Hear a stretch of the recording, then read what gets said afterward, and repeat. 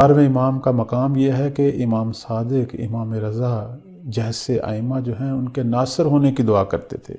12ویں امام کا مقام یہ ہے کہ جن کے احترام میں 8ویں مولا کھڑے ہو جاتے تھے اور اپنا سر جھکا کے ان کے ظہور کی دعا مانگتے تھے۔ تو آج ہم اس دور میں ہیں کہ 12ویں امام دنیا میں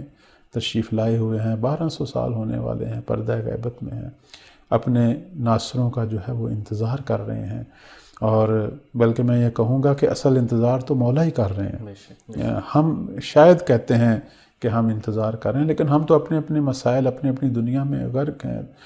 وہ ہستی ہے جو شب و روز جو ہے وہ اپنے ظہور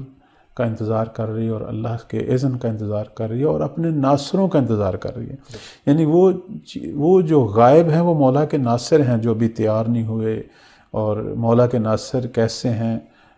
اس کی ایک جھلک البتہ ہم اربعین کے شیعوں میں دیکھتے ہیں۔ ایک اہم ترین جو خوبصورتی مولا کے ناصروں کی اور اہم ترین جو خصلت ہے اور ایک جلوہ الہی جو ہے وہ ہمدلی ہے، اور وہ ہم اربعین کے اندر دیکھتے ہیں۔ اربعین کے یہ جو چند ایام میں پوری دنیا سے آنے والے جو مسلمان ہیں، بلکہ میں اس اجتماع کو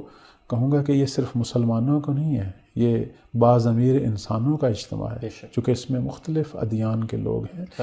ساری دنیا سے لوگ ہیں، اس میں مسلمان بھی ہیں، غیر مسلم بھی ہیں، اور یہ سارے حسینی ہیں، اور امام حسین صلوات اللہ علیہ کے نام پر اکٹھے ہوئے ہیں، لیکن آپس میں ان کا پیار و محبت اور آپس میں ہمدلی اور ایک دوسرے کی خدمت اور ایک دوسرے کے لیے فداکاری، ایثار اور بچھا جانا، یہ جو چیز ہے یہ وہی مولا کے ناصروں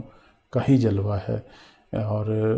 ایک بہترین جو ہے وہ زمینہ ہے، یا دوسرے لفظوں میں ایک پیش خیمہ ہے امام کے ظہور کی تیاری کا۔ تو یہاں میں یہی عرض کروں گا کہ اربعین کے اندر امام زمان کی نصرت کی دعا بھی کریں، ان کے ظہور میں تعجیل کی دعا بھی کریں، اور اربعین سے سیکھیں۔